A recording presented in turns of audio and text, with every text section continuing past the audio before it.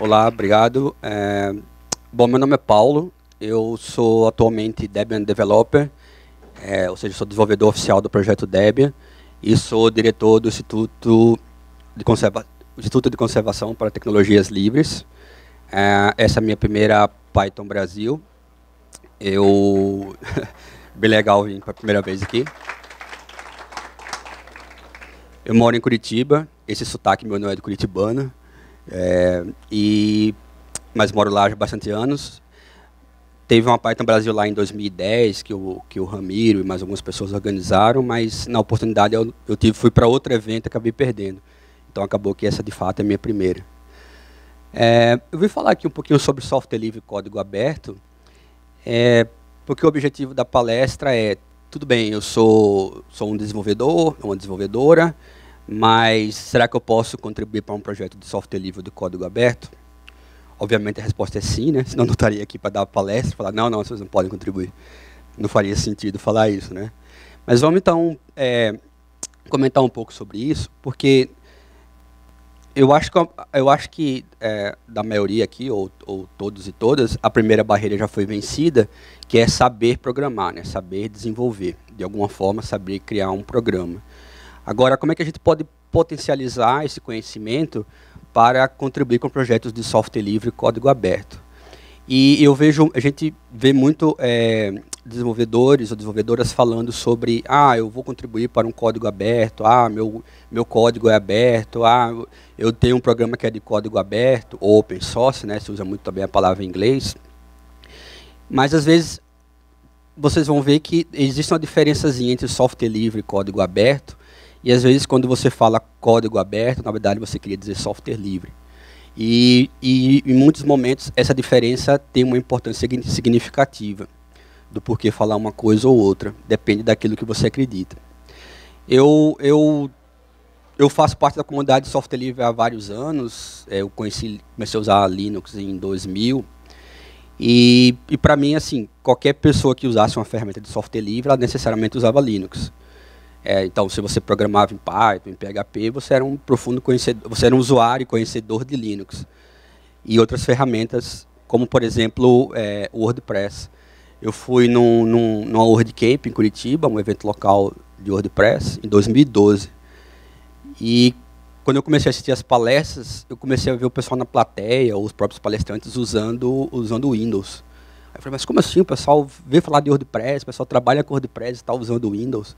Então, para mim, eram coisas que não encaixavam, que não faziam sentido. E daí caiu a ficha naquele momento que, não, peraí, a pessoa trabalha com WordPress, desenvolve até alguma solução livre, mas não necessariamente ela tem que usar Linux para isso. Então, eu comecei a observar que isso também é válido em comunidades de desenvolvimento.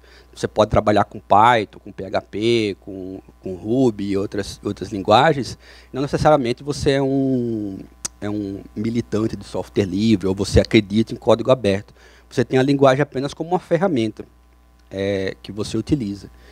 Então, eu comecei já há algum tempo conversando com as pessoas, pensando assim, a gente vai muito em eventos de software livre em geral, eventos que a gente chama de generalistas, como o Fizzly, o Latinware. Alguém aqui já foi no Fizzly ou no Latinware?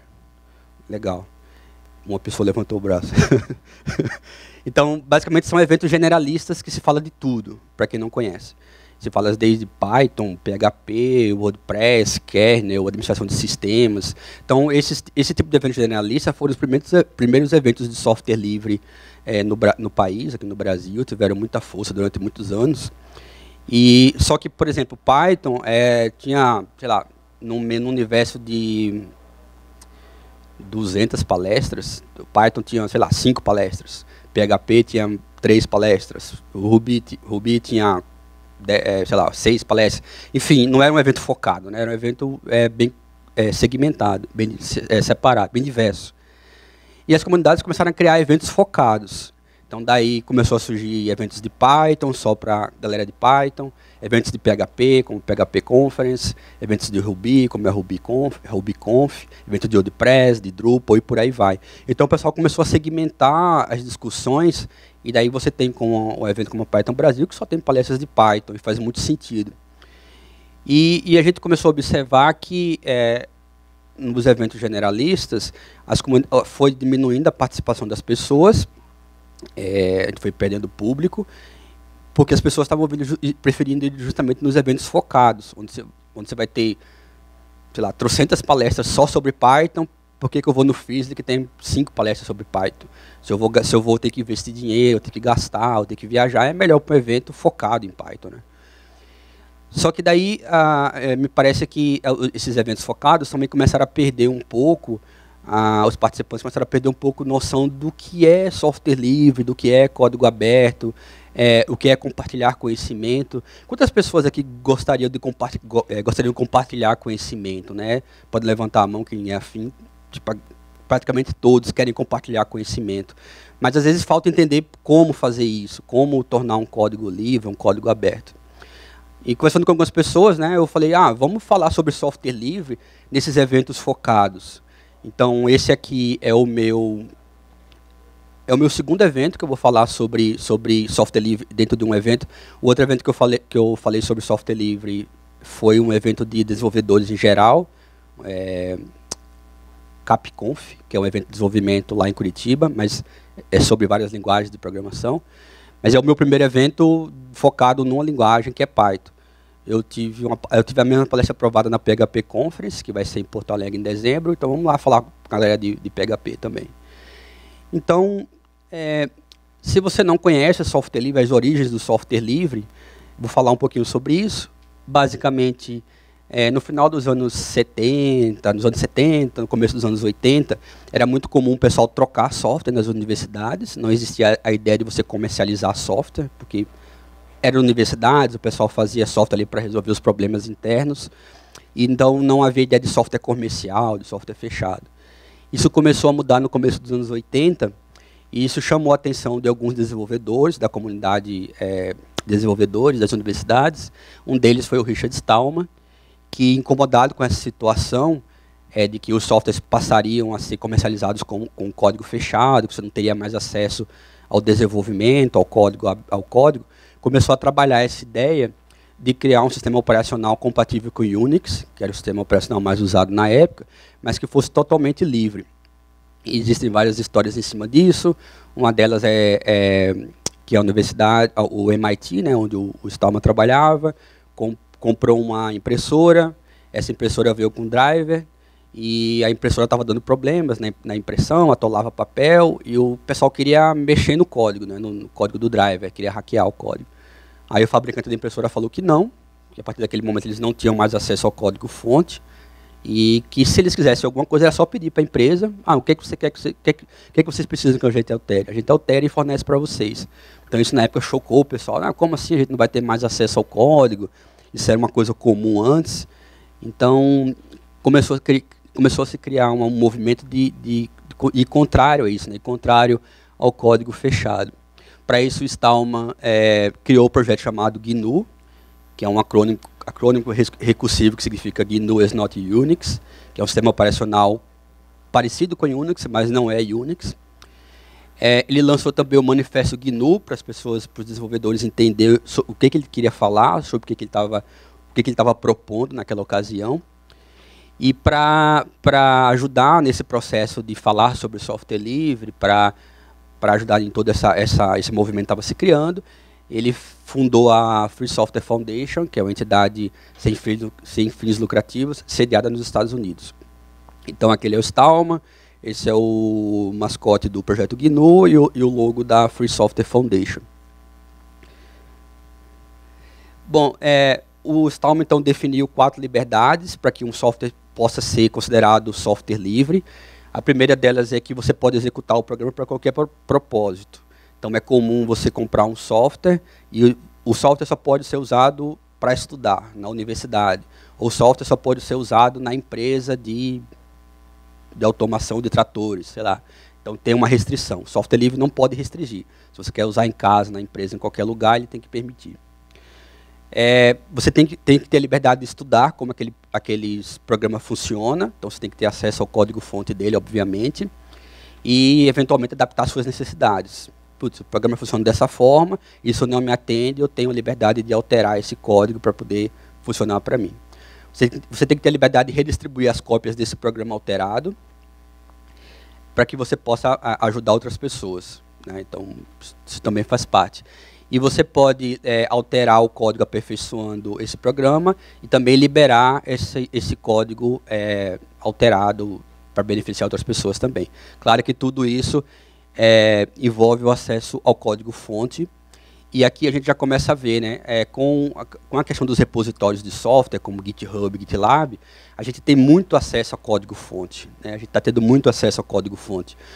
Eu acredito que a maioria de vocês já viu algum código lá no GitHub, ou coloca algum código lá no GitHub ou GitLab. Então, essa premissa aqui do código-fonte, a gente já está aí em processo de acontecer, de você ter acesso, de você olhar o código-fonte, de como o programa foi desenvolvido. Eles também criaram a ideia do copyleft, que é assim, bom, eu alterei um programa, você pode pegar esse meu programa, alterar, mas você tem que manter a liberdade que outras pessoas também alterem esse programa. Então você passa adiante a possibilidade das pessoas continuarem alterando o seu programa, que você modificou, que era de outra pessoa. Obviamente você tem que reconhecer todas as autorias, né? Tem que reconhecer o autor anterior, assim como o próximo que pegar o teu programa vai reconhecer a tua autoria também. Então o copyleft ele garante a liberdade dos usuários, a liberdade de quem vai usar aquele programa e vai modificar, eventualmente modificar ou não. A principal licença que representa o copyleft é a GPL, que foi uma licença criada pelo projeto GNU. Sempre é bom lembrar que software livre não é software grátis. Às vezes alguém entra nos grupos lá que ele participa e pergunta: alguém conhece um software gratuito para fazer contabilidade? Aí todo mundo fica: não é software grátis, é software livre e tal. Eu acho que você quer dizer que é software livre. De fato, a maioria dos software livres acabam sendo gratuitos. A maioria dos softwares que estão lá no GitHub e GitLab acabam sendo gratuitos, você pode baixar e utilizar, mas isso não é uma premissa. Então nada impede, por exemplo, que eu vá lá no GitHub, baixe um código de um programa que está lá, copie no pendrive, traga aqui e venda para você. Estou te vendendo esse código aqui. Isso não é proibido, isso é permitido. Porque eu tive o trabalho de ir lá, baixar o código, copiar no pendrive e te fornecer. O pessoal mais antigo deve lembrar aí que era muito comum antigamente você comprar DVD de distribuições Linux. Você comprava lá o DVD do Debian, aí vinha lá personalizado. Tudo que estava lá era software livre, você podia baixar pela internet, mas poucos têm uma internet veloz que desse capacidade de baixar isso rapidamente. Então, no fim, era mais fácil você pagar R$20 para comprar um CD, um DVD, e a pessoa te mandar pelo correio, do que você ficar horas e horas baixando aqueles programas. Então, nada impede que você venda o software livre. Aí eu coloquei aqui que o software livre também não é comunista, não é socialista, não é de esquerda, não é petista, não é nada disso. Às vezes as pessoas falam, software livre no Brasil foi coisa do PT, por exemplo. Isso aconteceu porque, de fato, no governo Lula, teve um grande incentivo ao uso de software livre no governo federal e acabou se associando muito isso ao software livre àquela época do governo. Mas a gente sabia de casos, por exemplo, onde o próprio PT era contra software livre na Bahia, por exemplo. Na Bahia era um governo do PT e não usava software livre. Então não é uma coisa partidária, não é uma coisa de ideologia política. Muito pelo contrário, se você pensar o software livre como um meio de ganhar dinheiro, não tem nada de socialista nisso, é bem capitalista. Então é importante a gente tirar esse mito de que o software livre está relacionado a algum partido ou alguma ideologia política. Software livre basicamente é você compartilhar conhecimento, a verdade é essa, né? Bom, mas daí o código aberto, né? Até agora eu não tinha falado de código aberto, ou open source, como você preferir. Bom, na época lá da criação do movimento do GNU, todo aquele histórico que eu comentei, algumas pessoas começaram a achar esse discurso muito radical, muito filosófico. Então imagine você chegar numa empresa e falar assim, então, agora a gente apoia software livre, a gente acredita em software livre, então todo o nosso código aqui tem que ser aberto. Tem que liberar para a galera que quiser alterar, quiser usar, quiser redistribuir, tudo vai ser software livre. Isso começou a não entrar nas empresas, né? Porque as empresas não estavam entendendo esse discurso do software livre. E o Stallman sempre falou muito em compartilhar conhecimento, em melhorar a sociedade e tudo mais, né? Então, um grupo de pessoas dissidentes do movimento software livre criou um movimento chamado Open Source, o código aberto. O termo até foi criado por uma mulher, pela Christine Peterson, lá em 1998. E, posteriormente, o pessoal criou também uma entidade chamada OSI, para, da mesma forma, ter uma entidade sem fins lucrativos que pudesse dar esse apoio jurídico a esse movimento. Então, aqui já diferencia o que é software livre. O que eu apertei aqui? Aqui. O que é software livre e o que é código aberto. Lá no software livre eu falei de 4 liberdades. Aqui no código aberto existem 10 itens, 10 itens que ampliam um pouco mais a questão do software livre, mas basicamente diz a mesma coisa, só dá uma especificada mais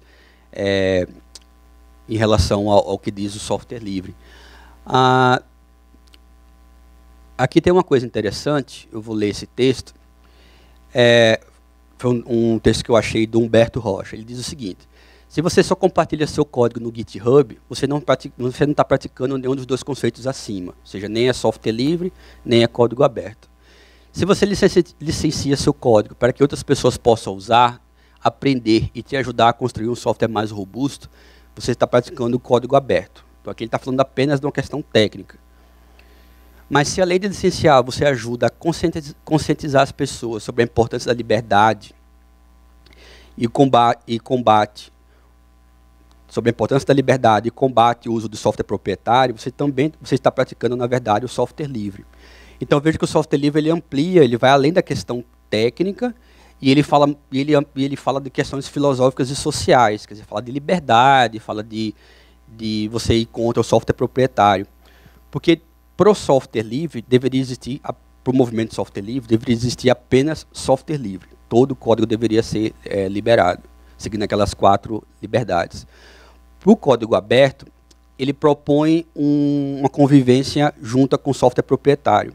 Então, você pode ter um sistema que uma parte dele é software aberto, é software livre, é código aberto, mas uma parte dele é o software fechado. Você não precisa ser tudo aberto. É daí que esse movimento do código aberto conseguiu entrar nas empresas. Então, o pessoal começou a falar assim, não, você não precisa que todo o software da sua empresa seja software livre, seja código aberto. Você não precisa liberar tudo. Mas se você liberar uma parte do teu código, se você liberar algumas coisas do que você produz, a comunidade vai ajudar a melhorar o teu código.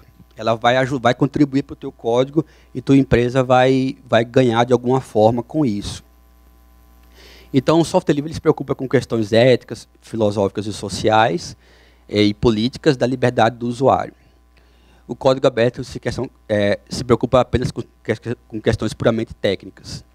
O código aberto é a metodologia de desenvolvimento e o software livre é um movimento social. Então, a partir desse momento, quando você for falar se o teu código é software livre ou se é código aberto, você tem que entender isso aqui. Eu estou falando do quê? Que eu não acredito na liberdade em geral, eu acho que o software proprietário pode conviver com software aberto, tudo bem. Então, você está falando de código aberto, de fato, de open source. Mas se você tem a questão do compartilhamento, como movimento social, você acha que tem que melhorar de várias outras formas, então, de fato, você está falando de software livre. Algumas licenças. E daí aqui, né? Inclusive agora no YouTube tem aquele projeto do Hacktoberfest, da DigitalOcean, junto com o GitHub, e começaram a sair várias listas de projetos de código aberto ou de software livre que você pode entrar lá no GitHub e contribuir de alguma forma. Desde o ano passado, eu comecei a observar que essas listas são legais, é uma forma de guiar as pessoas para contribuir com os projetos, mas que, na verdade, alguns desses projetos não são nem software livre, nem código aberto, porque eles não possuem nenhuma licença vinculada. Então, se você for olhar no GitHub código de pessoas para você contribuir, a primeira coisa que você tem que olhar é se ela tem uma licença, porque essa licença vai permitir você alterar, você mexer com aquele código ou não. Se ela não tiver uma licença, como eu li no texto anterior, ela nem é software livre, nem é código aberto. Então, provavelmente, você pode até abrir uma issue para o desenvolvedor ou para a desenvolvedora, falando, olha só, legal que o teu código está aí no GitHub, legal que você está disponibilizando, mas só o fato de estar no GitHub não torna o teu código aberto. Eu posso olhar, eu posso ver o teu código, mas não está dizendo o que eu posso fazer com ele. Não está dizendo se eu posso baixar e instalar na minha máquina. Eu só posso olhar o código.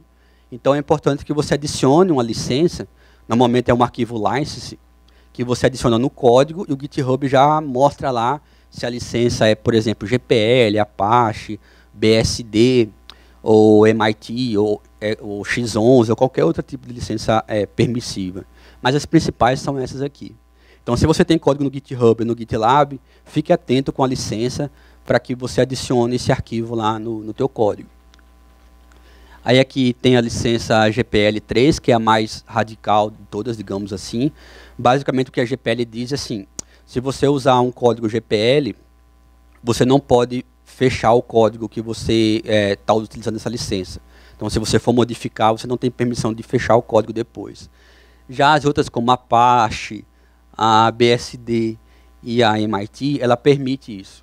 Então, por exemplo, você pode pegar o código e fechar e você não é obrigado a disponibilizar isso para frente, né, para liberar esse código. Comenta-se que, por exemplo, que no código do Windows tem bastante código BSD, porque se o pessoal estiver usando a licença que tem, o código que tem licença BSD, eles podem fechar o código sem problema nenhum. Bom, como é que você pode contribuir com software livre ou código aberto de forma não técnica? Você pode fazer bug report, você pode ajudar a escrever documentação, você pode dar suporte a outros usuários, você pode ajudar a divulgar, organizar eventos, elaboração de material gráfico, ajudar com tradução, ou dar um apoio financeiro, por exemplo, fazendo doações para os projetos. E provavelmente vários de vocês já contribuem de alguma forma entre essas listadas aí, talvez até outras maneiras que eu não listei. Como contribuir de forma técnica, que daí é o ponto principal aqui, já que a maioria das pessoas que estão aqui, eu imagino que são pessoas técnicas em Python, você pode ajudar a corrigir bugs ou pode ajudar a implementar novas funcionalidades. Então você pode ir lá atrás de um projeto de software livre ou de código aberto e ir lá e contribuir com o seu conhecimento técnico. Porque a comunidade de software livre e código aberto precisa de você, precisa muito desse know-how que você tem, dessa expertise que você tem, para que os projetos continuem evoluindo, continuem sendo projetos legais. Então, o seu conhecimento pode fazer toda a diferença. Você pode contribuir como hobby. Então, puxa, eu gosto de programar, eu tenho minha profissão, trabalho e eventualmente até nem trabalho com programação, mas quero em casa programar, mexer com alguma programação. Então, você é um hobby, né? Você chega em casa, ao invés de você assistir TV, você vai lá vai programar. Ou então você trabalha o dia todo com programação, quando chega em casa, vai fazer o quê? Vai programar também. Obviamente, você pode escolher a linguagem que você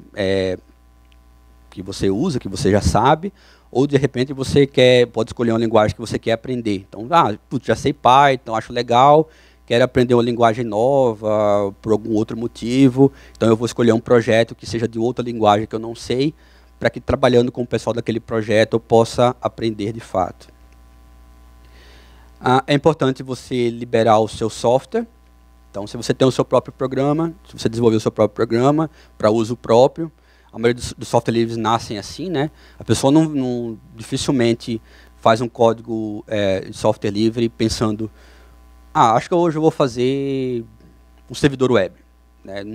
Normalmente não é assim, você não está dormindo, acorda, acho que eu vou fazer um servidor web hoje, ou acho que eu vou fazer um editor de texto, ou alguma coisa assim. Normalmente é uma necessidade que você tem o conhecimento para desenvolver e criar aquele programa, então ele vai primeiro suprir a tua necessidade. Depois que você fez isso, legal, eu vou liberar como código aberto, como software livre, porque eu não quero, não é meu meio de sobrevivência esse código, ou eu quero até ganhar dinheiro com isso, mas quero que outras pessoas contribuam com o meu código para me ajudar, então libera o código, sempre lembrando de adicionar uma licença livre, né? E sempre é bom lembrar também que existe o GitLab, tá? As pessoas estão acostumadas muito com o GitHub. O GitHub hoje praticamente virou uma rede social de desenvolvedores, mas é bom não focar em uma ferramenta só É bom aprender a usar outras coisas, outras soluções, porque se eventualmente amanhã mudar alguma regra no GitHub, mudar alguma coisa, você tem alternativas como o GitLab. Inclusive o GitLab, ele é livre, ele é software livre, você pode baixar o GitLab e criar uma instância própria sua. O projeto Debian, por exemplo, tem uma instância do GitLab chamada Salsa, então todo o empacotamento do Debian está sendo migrado para essa ferramenta, mas basicamente é o GitLab, só que com a instância própria do Debian. O GitHub não é, a solução do GitHub não é software livre. Você pode encorajar a sua empresa, né, a desenvolver software livre.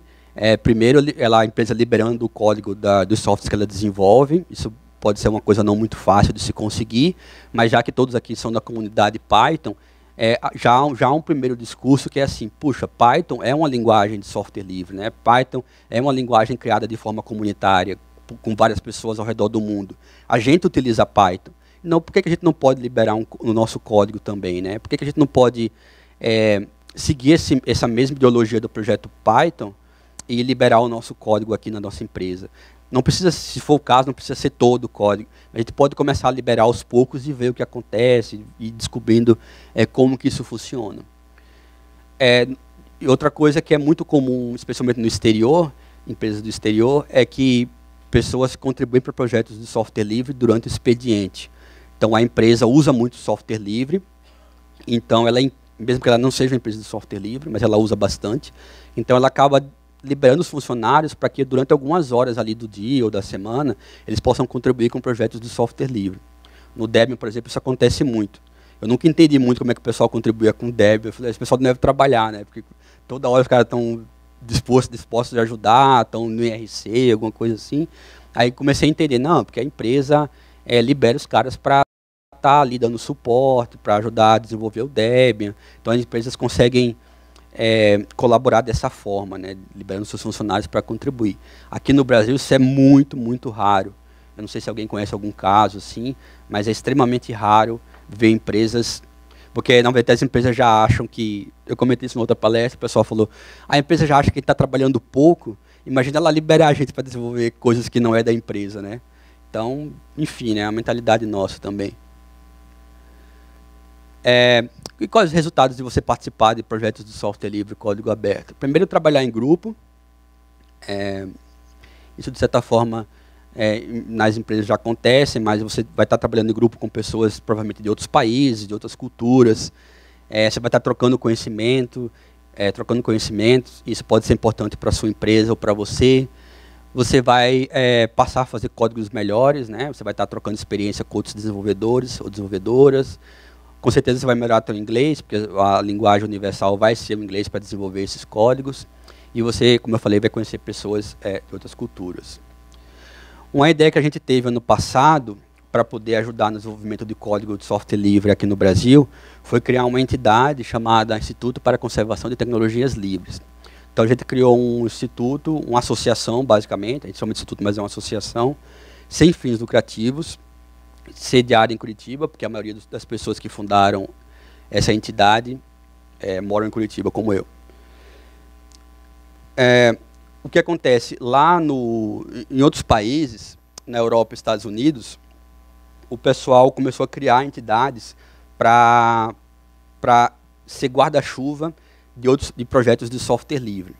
Então, a própria Free Software Foundation, que eu citei aqui anteriormente, a Software Freedom Conservancy e outras entidades começaram a ser criadas, entidades sem fins lucrativos, para que os desenvolvedores de projetos de software livre não precisassem criar uma entidade para isso. O código Python, né, por exemplo, tem a Fundação Python, Python Foundation. Então, é uma coisa bem específica, assim, mas a maioria dos projetos não tem uma entidade própria. Uma entidade que, por exemplo, possa abrir uma conta corrente, que possa gerenciar o dinheiro que recebe de patrocínios e outras coisas mais. Então a gente está tentando replicar essa ideia aqui no Brasil com o ICTL, que é basicamente, a gente pretende ser uma entidade guarda-chuva para projetos de software livre que nasçam aqui no Brasil. Aqui tem os objetivos do ICTL, que eu vou deixar disponível depois, mas basicamente o principal é incentivar o uso e o desenvolvimento de software livre no Brasil. Porque nós brasileiros brasileiras somos muito conhecidos por usar software livre. A gente usa muito software livre, a gente gosta de usar, a gente vai em eventos e tudo mais, mas a gente desenvolve muito pouco software livre. Isso é importante. Desde muito antes, desde lá do início dos anos 2000, a comunidade de software livre no Brasil é muito atuante, muito legal, tem todos esses eventos que eu citei anteriormente, mas a gente desenvolve pouco software livre, a gente precisa passar a desenvolver mais. Inclusive, esse é um dos objetivos de eu estar aqui falando sobre isso. É que vocês que têm conhecimento em Python passem a desenvolver, a criar novos softwares ou colaborar com softwares que já existem também, para que a nossa comunidade também seja vista lá fora como uma comunidade criadora de software livre e código aberto. Essa entidade guarda-chuva, então, entidade que a gente chama de entidade fiscal, ela vai ter essa função de assinar contrato, de receber patrocínios, de fazer pagamentos. Como eu falei, existem outras entidades que estão fazendo muito isso lá fora. Então, a Software Freedom Conservancy, por exemplo, ela abriga os projetos do Git, do Inkscape e vários outros projetos que os desenvolvedores não precisam ficar preocupados em criar uma diretoria, criar um estatuto, nada disso. Eles só criam um projeto, se associam a essa entidade, e daí essa entidade vai se preocupar em, por exemplo, né, o pessoal do Inkscape recebe um patrocínio, aí a Software Freedom Conservancy é quem guarda esse dinheiro. Aí um desenvolvedor do Inkscape precisa participar, vir aqui no Brasil dar uma palestra. Aí a Software Freedom Conservancy vai lá comprar passagem, vai lá fazer os pagamentos para que esse desenvolvedor possa vir para o Brasil. Então, ela faz toda essa parte burocrática, enquanto o pessoal vai estar preocupado apenas em realmente desenvolver software. A gente tem aqui alguns projetos já, mas basicamente são 3 eventos que a gente ajudou a organizar. A DebConf, que foi o encontro mundial de desenvolvedores e desenvolvedoras do projeto Debian, que aconteceu agora em Curitiba, em julho. A gente fez parte da organização também. O Linux Dev BR, que aconteceu em São Paulo, em agosto. E o FLUSP, que também foi um outro evento local focado em desenvolvimento do kernel. Para participar do ICTL, obviamente tem que ser um projeto de software livre, código aberto, software hardware livre, né? Deve ter um código de conduta, deve ser um projeto focado na comunidade, né? Essa é a ideia.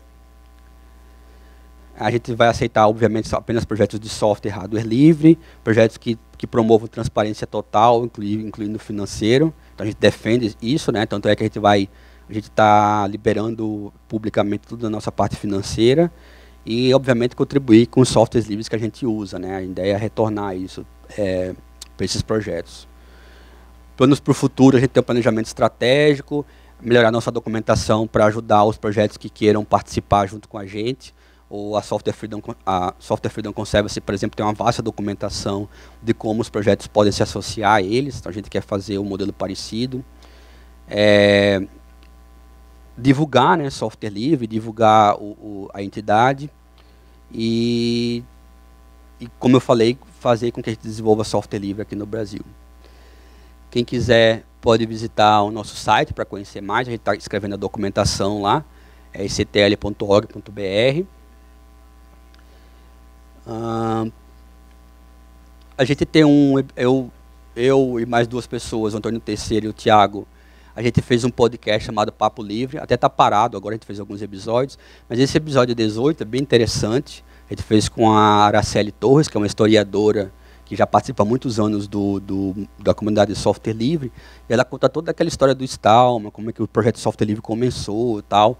Na verdade, ela tem um livro sobre isso, mas aqui no podcast ela fala sobre várias coisas e tira várias ideias que às vezes a gente tem sobre essa questão do software livre. É bem interessante. Quem puder ouvir, baixa lá e pode ouvir.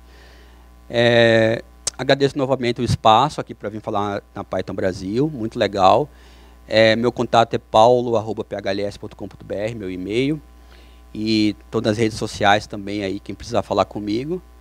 E é isso. Quais perguntas vocês têm para mim hoje? Estou disponível. Obrigado.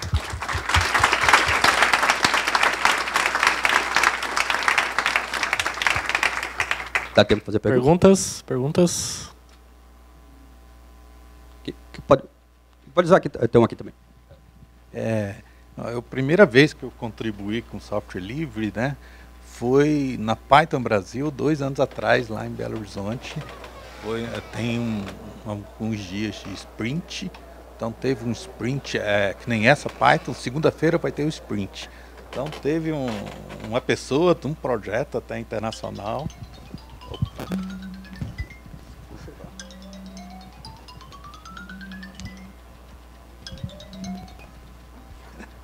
Joga no chão que resolve. E a pessoa contou o projeto dela, até ajudaram lá a fazer pull request, que eu, na época não sabia. E a pergunta é o seguinte, por exemplo, eu fui participar de outros, né? Aí você lê lá primeiro o arquivo contribute em MD, e você vai vendo lá issues. É muito difícil entender ali o que issues que a gente pode colaborar. Eu tive N dificuldades. Então eu tive N dificuldades com isso. O que você recomenda para a gente conseguir participar assim mais ativamente? Legal. Eu até estava lendo um texto sobre isso, sobre como ajudar novos colaboradores a contribuir com projetos. E tinha várias dicas lá. A primeira é o desenvolvedor, desenvolvedora do código, ou o grupo, né, que faz aquele código, ser bastante acolhedor para novos contribuidores, para quando a pessoa tiver uma dúvida, por mais simples que possa parecer a dúvida, o pessoal explicar como funciona todo o processo de contribuição. E no texto falava muito isso também, de você entender o que você pode contribuir, de quais formas, o que é uma issue. Às vezes você não ficar frustrado se você mandar uma issue e não for aceito, que acontece bastante. Inclusive daí nascem os forks, né? Porque às vezes você manda uma issue, a pessoa não aceita, daí você vai e cria o seu fork e cria o seu projeto com aquelas alterações. Então tem todas umas recomendações, mas basicamente é tentar entender como aquele código funciona realmente, não tem outra forma, e trocar ideias com o pessoal, né? Se forem brasileiros ou brasileiras, aí fica mais fácil, porque o diálogo vai ser em português, mas se for um projeto estrangeiro, você vai precisar falar inglês, não tem como fugir disso, e entender mesmo esse processo. Normalmente o pessoal os melhores projetos colocam, né, como contribuir com o nosso projeto, seja em código ou seja de outra forma. Então procurar esse tipo de orientação é a melhor forma. E daí, se você não entender, perguntar. Pessoal, não estou entendendo como é que eu posso contribuir, realmente tá meio nebuloso como que faz, tal. Aí o pessoal começa a explicar melhor também. Joia? Obrigado. Lá atrás. Achei muito esclarecedora a palestra sobre o tema. Eu tinha várias dúvidas sobre isso, principalmente quanto à licença. Só que eu queria saber quais argumentos eu poderia estar usando para, por exemplo, convencer meus colegas, ou tipo, eu estou no ambiente universitário, até convencer meus professores a aderirem mais a essa prática do software livre e até contribuir para isso. É só isso mesmo. Obrigado. Legal. Eu me formei na Universidade Federal do Paraná, em Curitiba, e a vez que quando eu conheci Linux foi lá. É bem interessante que lá, em 2000, quando eu entrei lá, a Universidade Federal do Paraná era uma das pouquíssimas, eu acho que era a única que a gente sabia, que todo laboratório de computação era apenas em Linux. Rodava Debian na época. Então, eu acabei participando de movimento estudantil e fui palestrar em algumas universidades, e eu falava sobre o movimento estudantil e software livre. E daí, quando eu falava assim, eu faço um curso de computação, que os laboratórios são apenas com Linux, todo mundo ficava chocado, assim, não, como assim?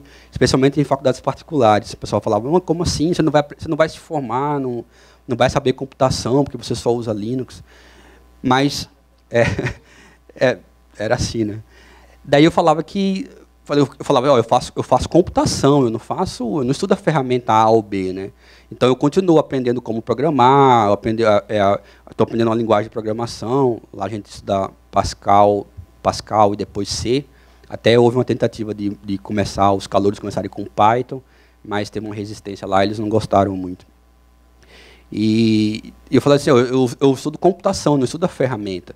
Então, a gente está se formando, todo mundo se forma, está no mercado de trabalho, e a maior prova de que você pode fazer um curso de computação, até porque não é um curso de Linux, né, é um curso de computação, é que as pessoas estão trabalhando lá em Curitiba, não tem ninguém desempregado, assim, porque se formou. Então, eu acho que o principal argumento é que, especialmente quando você está estudando, que você está aprendendo, você olhar o código de outras pessoas é a melhor forma de você aprender também, né? Você está olhando como é que outras pessoas trabalham, porque uma coisa é a teoria, né? Uma coisa é fazer uma função de Fibonacci que você só vai rolar ali no teu curso. Outra coisa é você ver um código real rodando, um código que tem alguma importância. E isso você vai aprender olhando o código das pessoas, e quando você submeter o teu código, outras pessoas vão te corrigir, né? Você, putz, essa é a melhor, especialmente em Python, né? Eu vejo muito, eu tô aprendendo Python também. Eu vejo muito assim uma coisa que você faz gigante, aí a pessoa resume tudo aquilo numa coisa bem simples em Python. Esse tipo de coisa você só vai aprender se você submeter teu código para outras pessoas, elas olharem o que você fez e darem sugestões, né? E você está lendo o código de outras pessoas. Eu acho que o melhor argumento é isso, essa troca de conhecimento. É você falar, ó, você liberar o teu código, você não vai morrer de fome, você não vai, as pessoas não vão se aproveitar de você, nossa, elas vão saber como que eu programo, tal. Não é esse lado ruim que você tem que ver justamente o lado bom, que é o compartilhamento do conhecimento e você aprender com outras pessoas juntas, né? Eu acho que esse é o melhor argumento. Mais alguma pergunta? Paulo, aqui. Obrigado pela palestra. Eu tenho um time de desenvolvimento aqui na América Latina. São 50 desenvolvedores Python. E a gente utiliza muito open source para acelerar os projetos, para a gente poder fazer entregas mais rápidas. E eu queria saber de você uma forma de incentivar o time a contribuir também para o open source, porque a gente consome muito. Eu noto que a gente tem uma cultura um pouco informal. O open source ele precisa que a gente documente bem, que a gente faça um código bem estruturado, com boa qualidade. E, às vezes, essa informalidade nossa dificulta um pouco os desenvolvedores a querer contribuir e passam a ser mais consumidores do que contribuidores. Tem alguma dica aí para incentivar os desenvolvedores a contribuir para o open source? Ali, esse argumento, né, de compartilhar o conhecimento, mas eu acho que, como empresa, de repente, seria legal você disponibilizar algumas horas do pessoal para que dentro da empresa eles contribuam com o código lá fora, alguma coisa que necessariamente não vai ter um benefício da empresa. Mas, puta, a gente usa uma ferramenta tal, uma ferramenta que é software livre. Vamos dar uma olhada como é que faz para contribuir para essa ferramenta que a gente usa? Será que a gente não tem alguma sugestão para mandar para lá? Eu acho que essa é uma forma interessante de incentivar. Eu assisti uma palestra de uma empresa lá fora, e eles estavam falando justamente isso, assim, que eles não são uma empresa de software livre, eles deram esse exemplo, né? Eles consomem muito software livre, mas eles incentivam que o pessoal lá dentro contribua, que eles patrocinam eventos de software livre. O evento que eu fui era o FOSDEM, em Bruxelas. Eles estavam patrocinando o evento e eles patrocinam vários. Eu lembrei. Eles patrocinam vários eventos ou projetos de software livre no mundo. E eles decidem em conjunto como que eles vão patrocinar esses eventos. Então, você como funcionário lá, você pode sugerir, tipo, eu gostaria que a nossa empresa patrocinasse o Debian. Aí eles fazem lá, né, pegam uma app lá para recolher todas as sugestões, desde que sejam ferramentas que eles utilizem na empresa, e daí eles vão analisar e vão fazer uma votação interna para ver qual projeto que eles vão ajudar naquele ano. A galera votou que a maioria do dinheiro vai para o Debian. Então, a empresa vai lá e doa dinheiro mesmo para o Debian. E, além dessa questão do dinheiro, é disponibilizar tempo dos programadores para a galera ir lá contribuir. Eu acho que essa é uma forma super interessante. A empresa vai acabar sendo conhecida dentro da comunidade, que vai saber, sabe o fulano que contribui aqui para o nosso projeto, então ele trabalha na empresa X. Pô, legal, a empresa X está retornando aqui para a gente código, né? Tá retornando contribuições aqui para o nosso projeto. Mas eu acho que é bem importante isso. Mais algum? Sensacional. Infelizmente acabou o tempo, galera. Obrigado. O cofre já está sendo servido, então obrigado. Quem ficou com dúvida ali, tinha um rapaz ali que pode chamar o Paulo depois para conversar. Aqui. Obrigado. Valeu.